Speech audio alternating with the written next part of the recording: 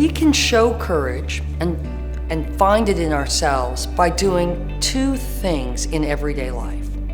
The first one is to literally move into the fear. So that conversation you don't want to have with a friend or a colleague, that next job that you're not sure you're qualified for and so you hesitate to apply for, those are all examples in which when you take the first step into the fear, you discover several things that are critical to acting courageously. The first thing you discover is that you're suddenly a bit freer of the varnish of anxiety that has covered you up or has prevented you from taking that action earlier. Second, you discover that you like or respect yourself just a tiny bit more, and that emboldens you further.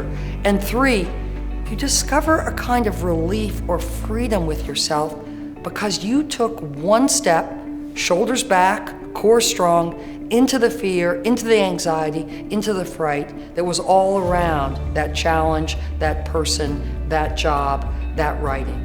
A second really important piece of understanding for acting courageously is to understand that courage is not leaping tall buildings at a single bound.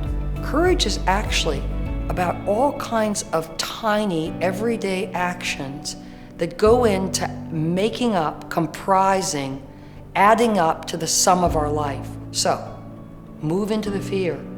Think about courage as a series of small, tiny acts. Look for it around you and then encourage it, and then discover those muscles of moral courage lying dormant in you and waiting to be flexed and made stronger.